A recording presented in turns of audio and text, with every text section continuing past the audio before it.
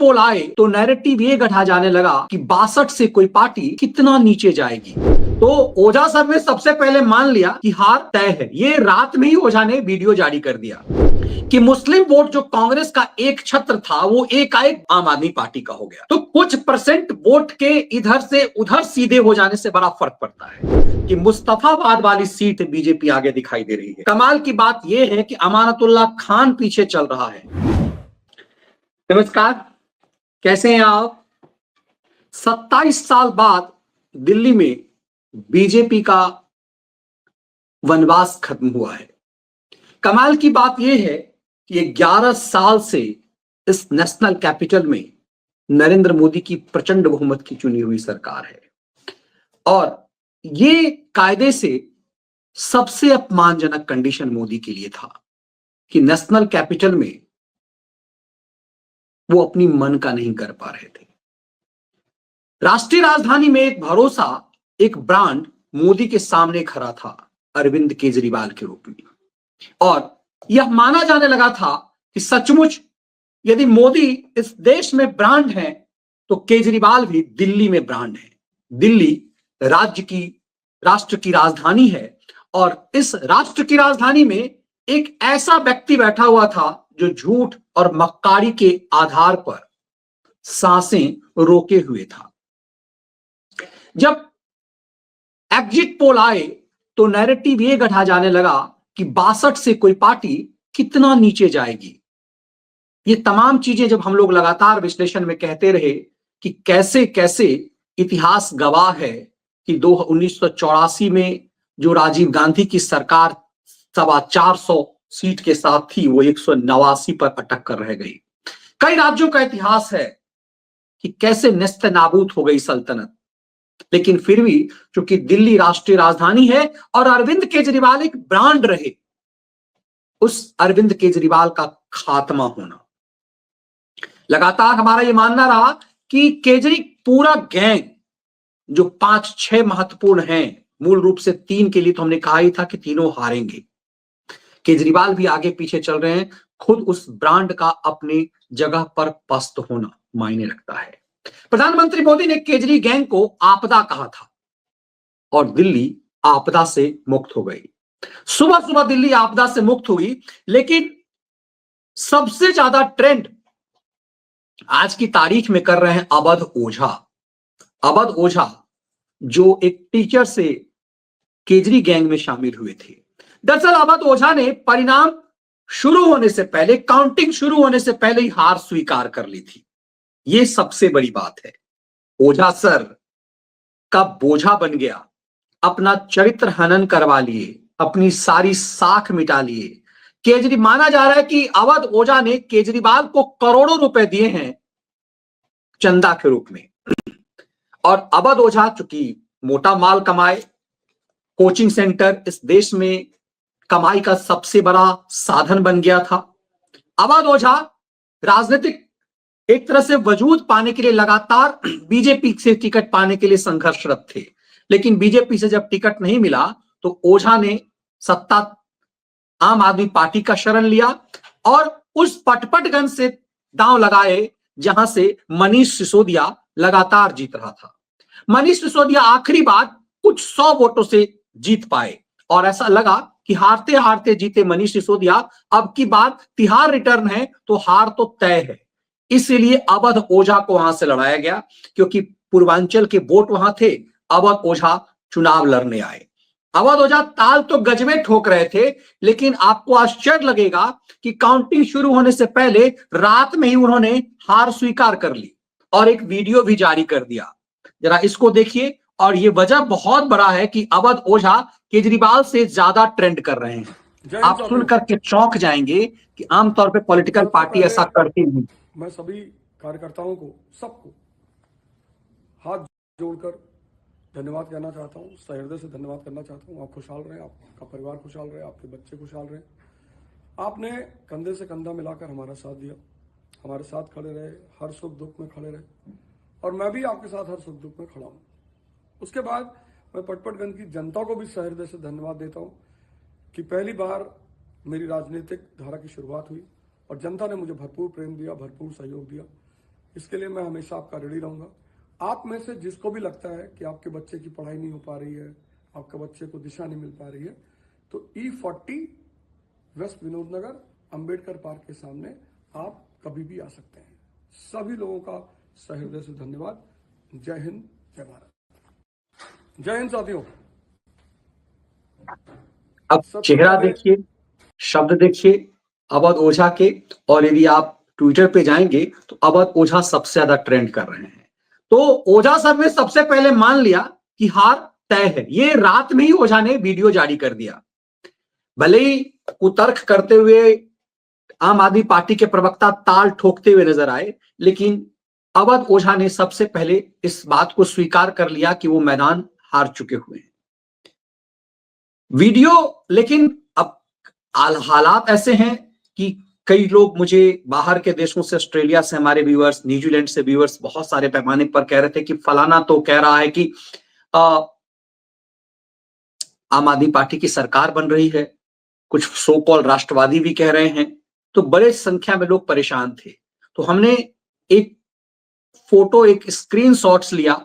ये देखिए, ये भाई साहब अवैध ओझा को पटपटगंज से आगे बता रहे हैं।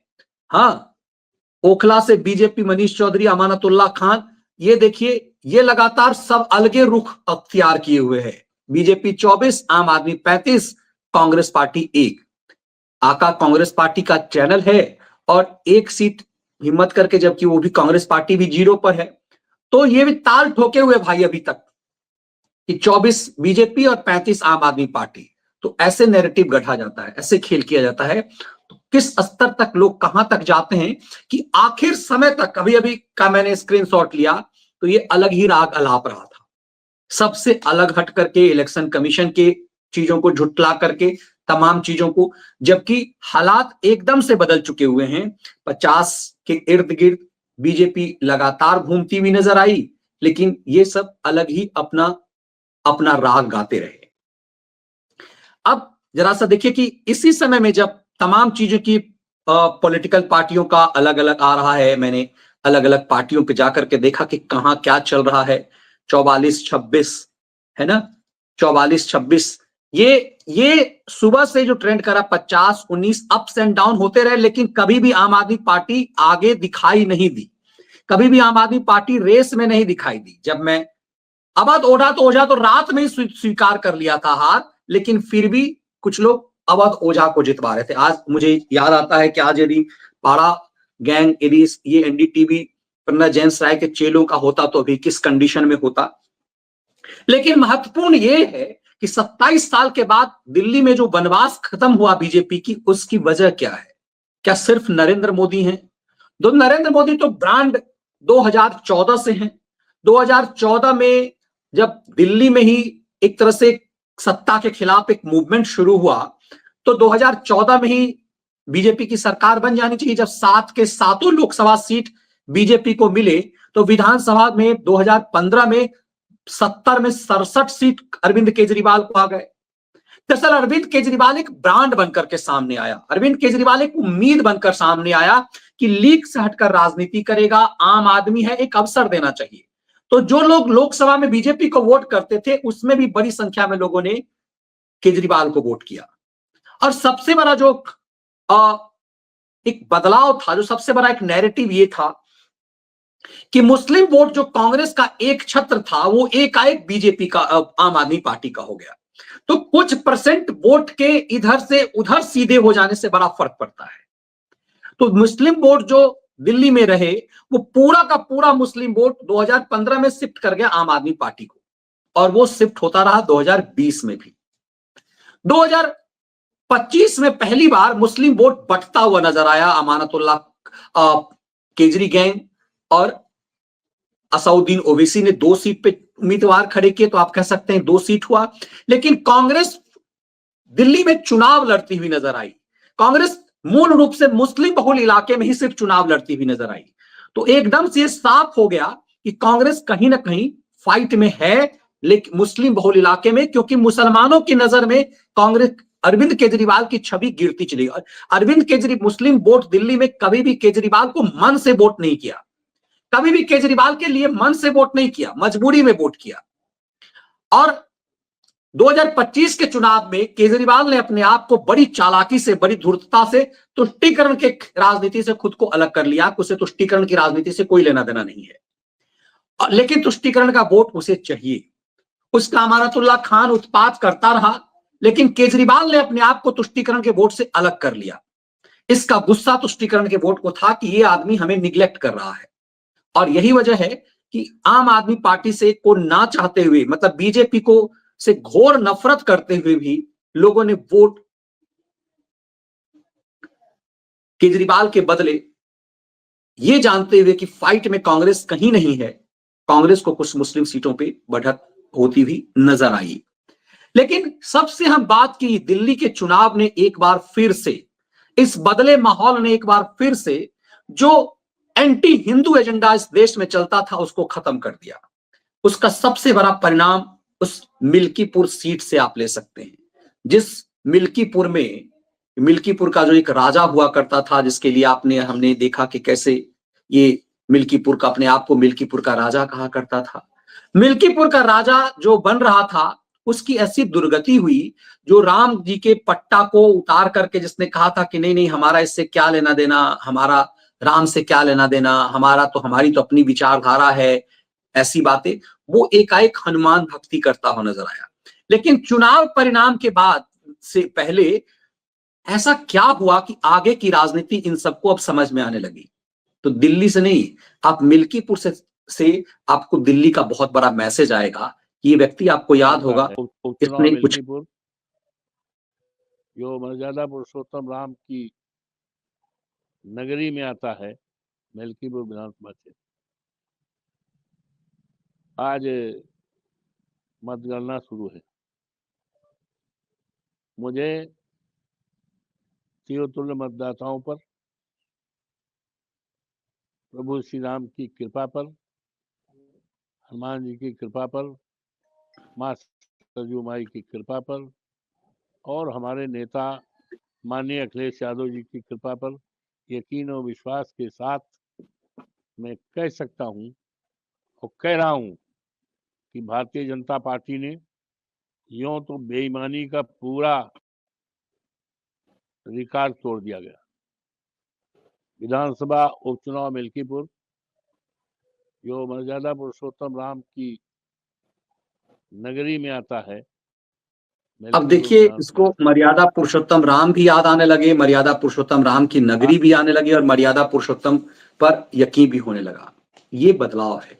दिल्ली इस देश के मिजाज को पूरी तरह से बदलेगा। कमाल की बात यह है कि मुस्तफाबाद वाली सीट से बीजेपी आगे दिखाई दे रही है। कमाल की बात यह है कि अमानतुल्लाह खान पीछे चल रहा है। ये अपने आप में बड़ी वजह है कि केजरीवाल का पूरा एजेंडा फेल हो गया। केजरीवाल का जो फ्री बीज का एजेंडा था, सही मायने में वो फेल हो गया। नरेंद्र मोदी का ये स्टैंड लेना, किसी चीज के हार और जीत में एक वजह नहीं होती। किसी भी हार और जीत में एक वजह नहीं होती। यदि सिर्फ मोदी वजह होते तो 2014 के चुनाव के बाद जो 2015 में जो लोकसभा चुनाव हुआ उसमें भी बीजेपी जीत सकती थी, 2020 में जीत सकती थी। लेकिन दिल्ली में लगातार बीजेपी बुरी तरह से पस्त हुई। इसका मतलब सिर्फ मोदी मैजिक है, ऐसा नहीं चला। मोदी एक भरोसा है, ये चला कि जब उन्होंने कहा कि जो फ्री बीज की बात है, दरअसल दिल्ली की जनता को इस बात का था कि मुफ्तखोरी का नशा जो है केजरीवाल दे रहा था, कि बिजली फ्री, पानी फ्री, इससे जो लोअर मिडिल वर्ग है और मिडिल फैमिली जो है उससे बहुत प्रभावित था। सरकार नरेंद्र मोदी ने खुद जब यह आश्वासन दिया कि कोई भी ऐसा जो चीजें दिल्ली सरकार चला रही है उसको बंद नहीं किया जाएगा, और उसके बाद जो मिडिल फैमिली के लिए सबसे विशेष रूप से जो चला वो 12 लाख तक के जो टैक्स फ्री कर दिए गए, वो सबसे महत्वपूर्ण हुआ।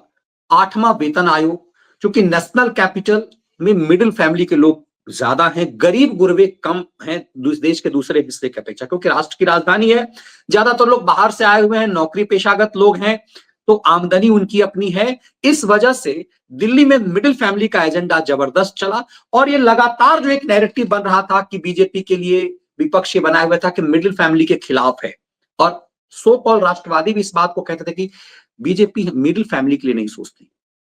गरीबों की तो बात होती है और कांग्रेस और दूसरी पार्टी अमीरों के लिए अडानी और अंबानी की पार्टी कह देती थी, और दूसरी तरफ आम धारणा यह था कि मुफ्तखोर लोगों को निकम्मा बना रही है सरकार, मुफ्त में अनाज राशन सब कुछ मिल रहा है, गरीबों को फायदा हो रहा है, किसानों के नाम पर जो है पैसे अकाउंट में लोगों के जा रहे हैं। ये तमाम सुविधाएं हैं सिर्फ गरीबों के लिए और मिडिल फैमिली को इग्नोर किया गया है। नेशनल कैपिटल में इसका बहुत जबरदस्त फर्क पड़ा और यकीन मानिए ये फ्रीबीज का फार्मूला का फेल हो जाना और उसके बाद सबसे महत्वपूर्ण मिडिल फैमिली का हाथ थामना और उससे ज्यादा महत्वपूर्ण केजरी गैंग का तिहाड़ रिटर्न होना।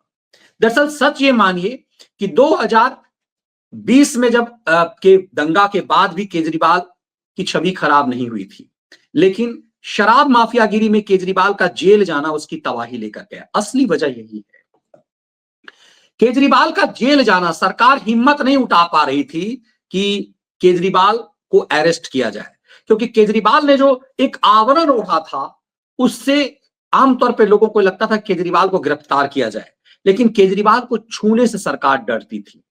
10 वारंट को केजरीवाल ने इग्नोर किया, तब इसे इसके शीश महल से घसीट करके ईडी ले गई और जब ये गया जेल तो इसे सुप्रीम कोर्ट तक से बेल नहीं मिला।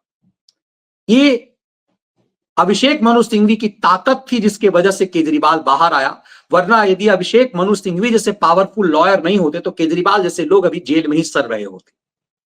ये अभिषेक मनु सिंघवी और उस समय के सीजीआई जस्टिस चंद्रचूड़ की महिमा ये रही कि केजरीवाल जैसे लोग, केजरीवाल सिसोदिया पूरा गैंग जो है वो छुट्टा घूम रहा था।